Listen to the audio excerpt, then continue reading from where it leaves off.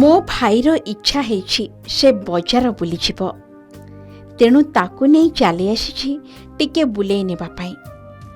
ମୁଁ କଥା ନ କହିପାରିଲେ କ'ଣ ହେଲା, ଭାଇ ସାଙ୍ଗରେ ରହିଛି। ଏମିତି ଭାବି ସମ୍ପର୍କୀୟ ଦିବ୍ୟାଙ୍ଗ ଭାଇକୁ ଟ୍ରଲିରେ ଶୁଆଇ ନିଜେ ବଜାର ବୁଲାଉଛନ୍ତି ଜଣେ ଯୁବକ। ଯେଉଁ ଚିତ୍ର ଦେଖିଲେ ଆପଣ ମଧ୍ୟ କିଛି ସମୟ ଭାବିବାକୁ ବାଧ୍ୟ ହେବେ। ଟ୍ରଲି ଉପରେ ବିଛଣା ବିଛାଯାଇଛି, ଆଉ ସେହି ବିଛଣା ଉପରେ ଶୋଇଛନ୍ତି ଜଣେ ଯୁବକ। ଏପଟେ ଅନ୍ୟ ଜଣେ ଯୁବକ ଟ୍ରଲି ଚଲାଉଛନ୍ତି। ଆପଣ ଭାବିବେ ବୋଧେ ଶରୀର ଅସୁସ୍ଥ ଥିବାରୁ କୁଆଡ଼େ ବୋଧେ ନେଇଯାଉଛନ୍ତି, ହେଲେ ଆପଣଙ୍କ ଭାବନା ସମ୍ପୂର୍ଣ୍ଣ ଭୁଲ। ଆପଣ ଜାଣି ଆଶ୍ଚର୍ଯ୍ୟ ହେବେ, ଏ ହେଉଛି ଦୁଇ ଭାଇଙ୍କ ମଧ୍ୟରେ ଥିବା ଅନାବିଳ ସ୍ନେହ ସମ୍ପର୍କର ଚିତ୍ର।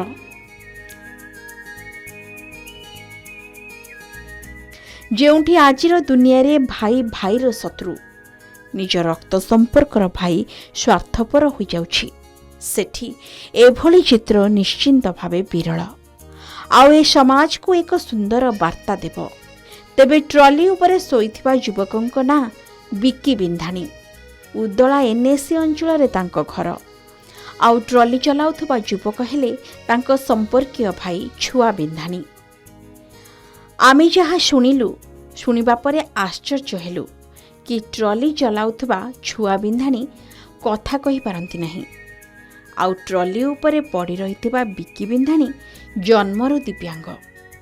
ନିଜ ପାଦରେ ଚାଲିବାକୁ ସେ ଅସମର୍ଥ। ହେଲେ ଏହି ଦୁଇ ଭାଇଙ୍କର ଯୋଡ଼ି କିଛି ନିଆରା।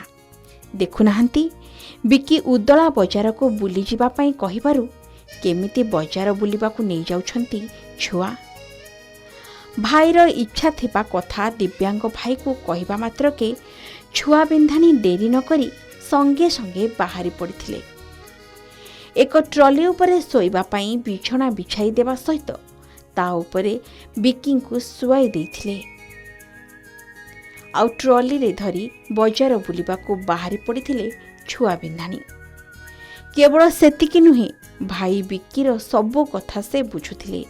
ଶୋଷ ଲାଗିବାରୁ ପାଣି ଆଣିବା ସହିତ ପାଣି ମଧ୍ୟ ପିଆଇ ଦେଉଥିବାର ଦେଖିବାକୁ ମିଳିଥିଲା। ଆଉ ଦୁଇ ଭାଇ ବଜାର ବୁଲିବା ସହିତ ବେଶ୍ ମଜାମସ୍ତି କରିଥିଲେ। ଏହି ସମୟରେ ନା କିଏ ଥକିଥିଲେ, ନା ଅଟକିଥିଲା ଟ୍ରଲିର ଚକ। ଭାଇଟା ନେଇ ଯାଇଥିଲା। ଆଚ୍ଛା, କ'ଣ ପାଇଁ ଭାଇ ଆଣିଥିଲେ ତୁମକୁ? ବୁଲତେ। ଆଚ୍ଛା, ଦେଇକି କୋଉଠି ବୁଲିଲ? ଯାଉଛି ଗଲୁ। ଆଚ୍ଛା, ଭାଇ ସବୁଦିନ ବୁଲାନ୍ତି? ନା, ଏମିତି କାମ। ଆଚ୍ଛା, ମନ ହେଲେ ବୁଲନ୍ତି? ହଁ। ଆଚ୍ଛା, ଭାଇ ତମର କଥା କହିପାରନ୍ତି? ନା। ଆଚ୍ଛା, ଆଉ ତୁମେ ଚାଲ ବୁଲି କରିପାରୁନ? ନା। ଆଚ୍ଛା, ଆଉ ଭାଇ ଯେଉଁ ବୁଲାବୁଲି ତୁମକୁ କରାଉଛନ୍ତି, ଭାଇ ତୁମକୁ କେତେ ଭଲ ପାଆନ୍ତି? ପାଆନ୍ତି। ବହୁତ ଭଲ ପାଆନ୍ତି? ହଁ। ଭାଇ ଭାଇର ସମ୍ପର୍କ ସୃଷ୍ଟିର ସବୁଠାରୁ ନିଆରା ସମ୍ପର୍କ। ଜଣେ ଜଣଙ୍କର ଶକ୍ତି ଆଉ ସାହସ। ଭାଇଠାରୁ ବଡ଼ ବଳ ଆଉ ଏ ଦୁନିଆରେ କ'ଣ ଅଛି? ହେଲେ ଆଜିକା ପରିସ୍ଥିତି ବଦଳିଛି। ଭାଇ ସବୁଠୁ ବଡ଼ ଭଗାରୀ ପାଲଟିଛି। ସମ୍ପର୍କ କ୍ରମଶଃ ହ୍ରାସ ପାଇବାରେ ଲାଗିଛି। ଭାଇର ଭାଇ ପ୍ରତି ଶ୍ରଦ୍ଧା ସମ୍ମାନ କମିବାରେ ଲାଗିଛି। ରକ୍ତର ସମ୍ପର୍କ ଭୁଲି ଯାଉଛି କିଛି ଅର୍ଥ ଓ ସ୍ୱାର୍ଥ ପାଇଁ। ତେବେ ଏହାରି ଭିତରେ ଆଜିର ଏହି ଭାଇ ଭାଇଙ୍କ ଭିତରର ପ୍ରେରଣାଦାୟୀ କାହାଣୀ ନିଶ୍ଚିନ୍ତ ଭାବେ ଏ ସମାଜକୁ ଏକ ବଡ଼ ଶିକ୍ଷା ଦେବ। ଉଦଳାରୁ ମାନସ ପାଣିଙ୍କ ରିପୋର୍ଟ, କେ ନ୍ୟୁଜ୍ ଓଡ଼ିଶା।